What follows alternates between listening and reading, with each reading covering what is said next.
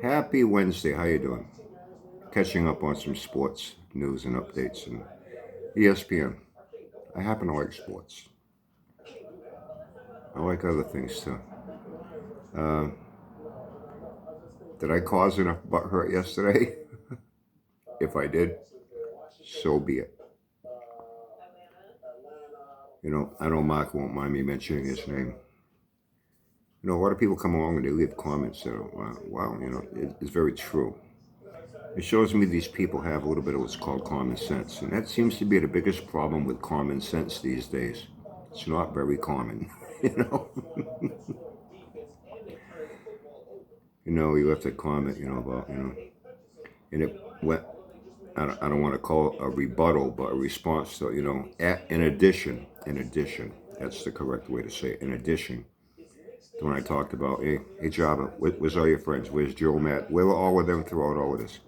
How many of them went there to help you clean out your house and pack everything up, clean out your property, get rid of all that trash, get the Bel Air running, fix the brakes, fix the interior, offer you a place to live?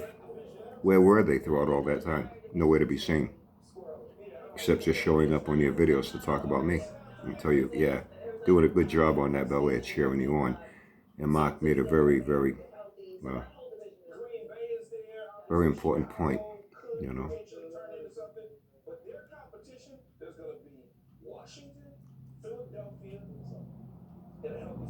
about something that I'd said before in the past, and I can relate this to a personal experience in life with an individual. There have been friends who I've had that our friendship became too complicated and I had to walk away. They say you can't save someone that doesn't want to save themselves. You know,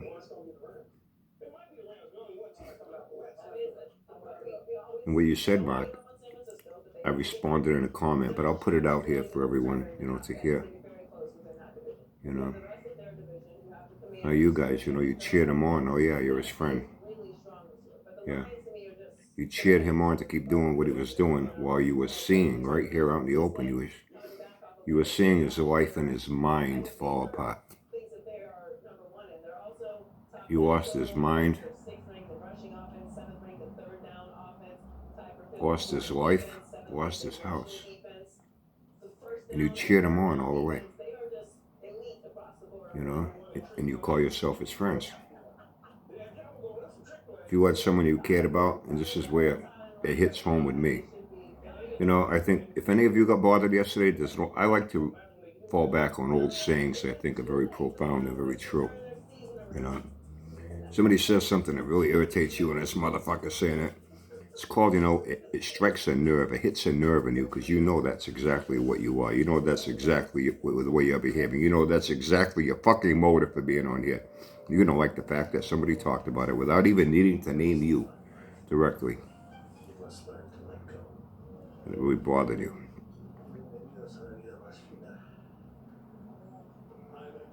Some people would say, hey, if the shoe fits, lace that bitch up and wear it and shut the fuck up. Okay? But if you really care about someone and they were a raging alcoholic, an out of control drug addict, and their life was turning to shit, it was falling apart,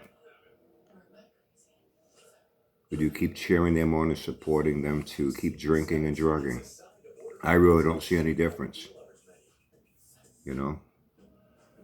I mentioned a while back, and I still don't know whatever happened to Scotty. He's dead.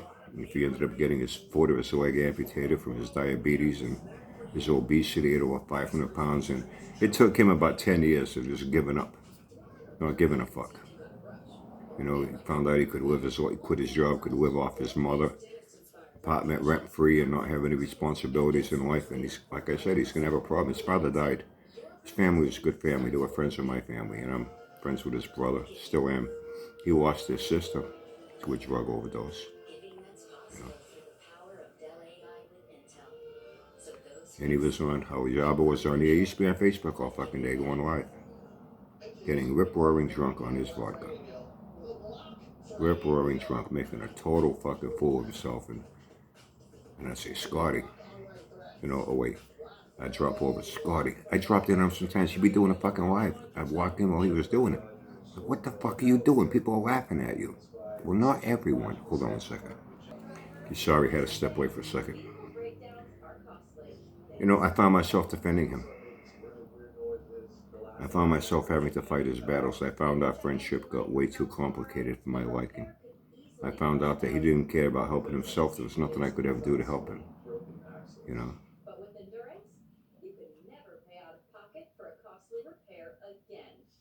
I've known addicts and alcoholics, and a few were in the family tree somewhere along the line with cousins and whatnot, along with friends throughout the course of my life.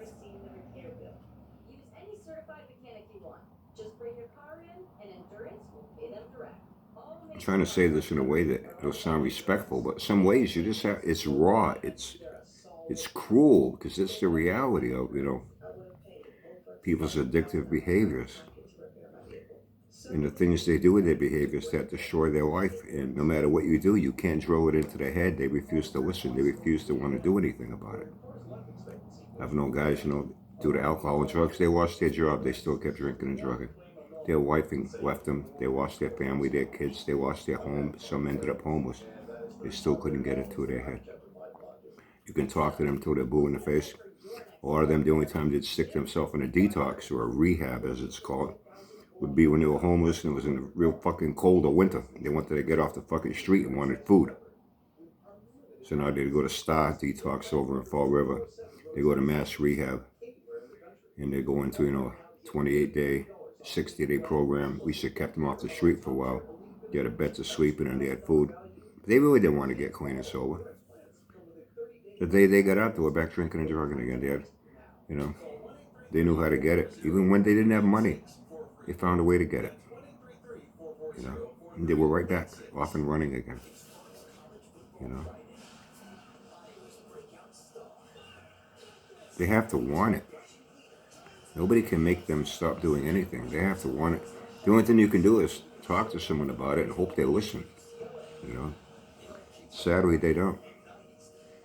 You know, and Mark, when you left that, you know, I believe I've said that in the past. You know, addressing this Joe Mad and the rest of these guys. Yeah, he's your friend, all right. Yeah.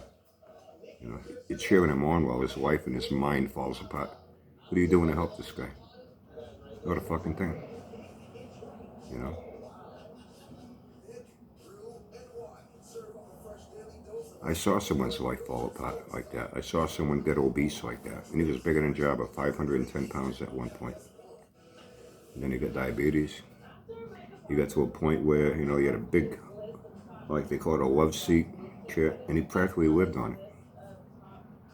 Couldn't even get up and down the stairs into his mother's apartment there. She was letting him live in for free up on his third floor. And her health ain't too good. When she dies, I don't know what's going to happen to him. She's going to take over the house. They're going to let him keep living there for free. You know? Gets disability, but it ain't much because he never really worked much to pay into anything. You know what you get for SSI disability, all that, from my understanding, you know, what you paid into it determines what kind of payout you get when you're eligible, either when you get to be whatever the retirement age is or something happens and you become disabled, you know. Here in Massachusetts, I think the base is like $700 and something a month. Who the fuck's gonna live on $700 and something a month? Just spending that on food and booze every month. Didn't have to pay rent. You know. His mother was paying his utilities, gas and electric for heat. Didn't have cable. His nephew and his wife lived on the second floor. His mother and his father lived on the first floor. He had Wi-Fi because they were in such close proximity. His nephew was letting him tap into his wife. Excuse me, I got the hiccups. His nephew was letting him tap into his Wi-Fi to watch streaming TV and to be able to go on his cell phone and go on Facebook for hours and hours on drunken lunatic rants, making a total fool of himself. Because, you know, you only have so many gigs of whatever it is on a phone. Once you use that up, you're dead, you know. So with Wi-Fi, it's unlimited. You know, I got Wi-Fi here. I'm not even sure what this phone has, 36, 64 gigs, something like that, whatever. Once you use it up, you try to upload, download shit. It's at a fucking snail's pace, you know? So because he taps into Wi-Fi, he gets to watch streaming TV. It gave him the ability to be on Facebook all fucking day, every day, making a fool of himself. And he had people on there cheering him on. And that's where I used to have conflicts with people. I knew them. I'd see them in public. What are you doing, man? Don't you see Scotty's killing himself? What the fuck are you doing? You're helping him to kill himself. You are encouraging him to commit suicide on the layaway plan. That's what he's doing. He's committing suicide on the layaway plan. And you're okay with it. You're cheering it on. And when people in the comments on his Scotty, you know, dude, you gotta slow down. Stop drinking. Stop drinking. They would argue with these people. Leave him alone. He's enjoying himself. Let him have fun. It's his life. Let him do what he wants in his life. They would defend him. And I found myself getting into more and more and more conflicts with people face to fucking face in the real world. And I got to a point one day I said, no, man, I can't do this no more. I can't. This guy don't give a fuck about himself. Why should I? And it was not an easy thing to walk away, but I had to, for my own sake. I found myself getting too involved in his life. I found myself, worrying about him. He wasn't worrying about himself. I was doing all his worrying. I was doing all his defense for him, defending him. He'd call me at times, hey, Brian, listen, you going grocery shopping? Yeah. Do me a favor. Can you grab me this, and that? I'll give you the money when you get here. And I used to do it. And he paid me. I have to say the truth, he paid me. After a while, it's like, I'm enabling him. As much as these other guys were hurting him in a way, encouraging him to, I call it committing suicide on the layaway plan when it comes to drugs and alcohol. I was enabling him too. And the day came when I had to stop.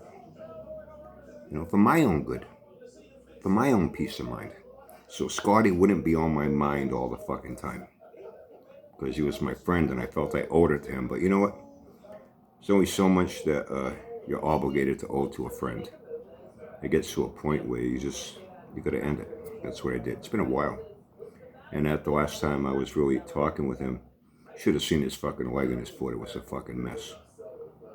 All fucking purple, and I'm talking like a little ball his knee down. He was going to a doctor. He had fucking sores and open fucking abscesses the size of fucking quarters, bleeding with pus and shit.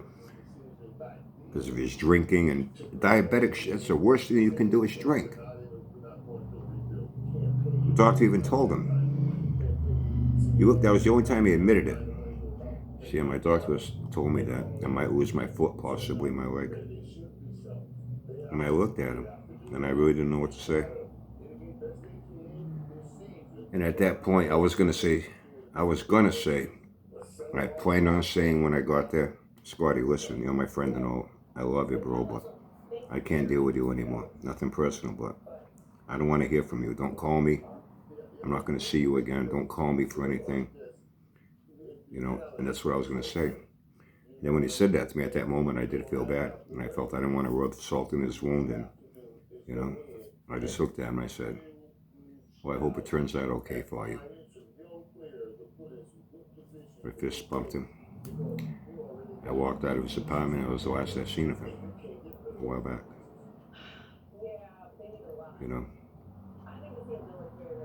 Mark, you are so true. I guess it's a matter of perception. What kind of a friend do you want? If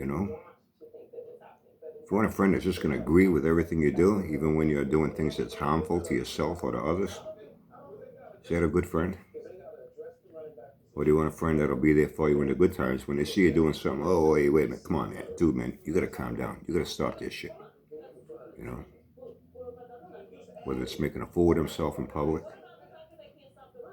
or whether it's harmful to their health, and even worse, harmful to their state of mind. That can cause the most damage in people. Java's got a combination of issues. And you guys helped him to get to where he is today. You guys were an integral part of allowing him and encouraging him to a point of where his home got foreclosed on. Hope you're proud of yourself. Hope you're happy for what you did. You know, you talking to him now? You've been in touch with him? If you guys ever even talked on the phone, if you have, what are you telling him? Hey, how you doing, bro? Hope you're okay. Yeah, I ain't gonna do a fucking thing to help you, you know. But hey, you know, you keep doing what you're doing. And I'm gonna keep doing what I do, and I got shit to do today, and I hope you have a great day. Have fun and stay safe.